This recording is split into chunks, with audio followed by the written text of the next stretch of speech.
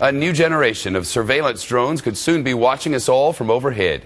The Federal Aviation Administration is expected to announce plans to expand the use of domestic drones in American airspace. Eyes in the sky, similar to the unmanned aircraft that the United States has been using to target terrorists abroad.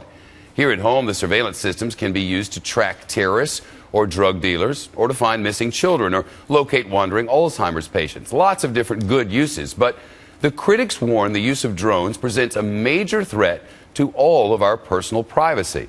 Meantime, a newly discovered Air Force intelligence document leaked and posted online states, if drones capture surveillance footage of Americans incidentally, the data can be stored and analyzed by the Pentagon for up to 90 days. And that's not all.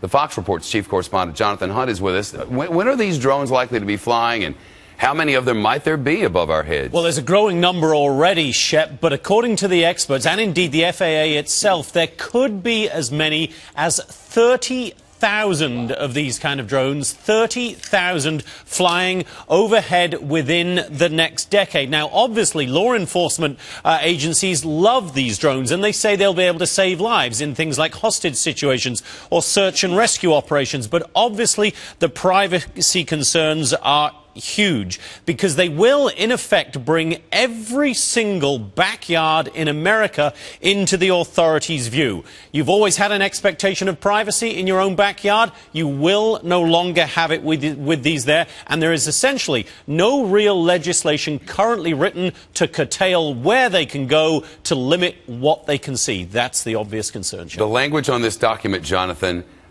incidentally getting video of Americans doing something. What does this mean? Well, for instance, one of these drones is up, say, heading down to the US-Mexico border to check out the situation there. Or it's up looking over a traffic incident in downtown Chicago. But if they're on their way flying to either of those incidents, they look down, it records in your backyard footage, say, of a whole bunch of bags of fertilizer and some tomato plants. You working on it? Are those really tomato plants? Are they marijuana plants? Are you getting that fertilizer for your garden? Or are you getting it to make bombs? They then have a reason, they say, to keep that footage, analyze it for up to 90 days and start looking into all manner of things that you may or may not have been doing. Is there going to be a new rule about everybody building an extra bedroom? Yes, you cannot build an extra bedroom. Well, I thought you were going to have to allow a member of the government to live in the house with you. No? That may be where we're headed. The judge probably knows better than me on that. It would probably better than I. It would probably be good for housing. Housing starts. It'd be good for construction workers. And Jerry Willis can address that one as well. We have everybody at the table here to sort out the entire situation. A member of government for everyone and a bedroom for all. Wow, wow. It's good and great now, John. Welcome to Monday. Drones for all. Thanks. Well. Fox News senior judicial analyst Judge Andrew Napolitano is with. They can't require us to build an extra bedroom, but I guess they can spy on us from ahead. Well, they can't spy on us from ahead. They really can't, can they? No, they can't. But they will. Did you see any legislation enacted by the Congress or signed by the President or any amendment to the Constitution? No. Answer no. These are regulations in which bureaucrats gave themselves the authority to capture images of us in the privacy of our backyards, and depending upon how low the drones fly, Jonathan can back me up, inside the home, if the drone is able to see inside the home, and to retain and analyze and distribute amongst members of the government what they find. This is not permitted by the Constitution. It's not permitted by federal law. The Congress didn't vote on it. The President's been silent about it.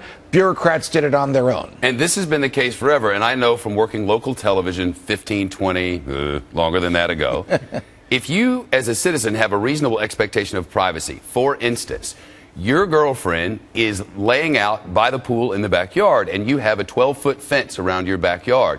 If my television camera shoots over that 12-foot fence at that woman who's naked in the backyard, I've committed a crime because she has a reasonable expectation of privacy. The drone shouldn't be allowed to do that either for the exact same reason. I would make the same argument as your hypothetical neighbor who wants to see what your girlfriend looks like. The government would commit the crime.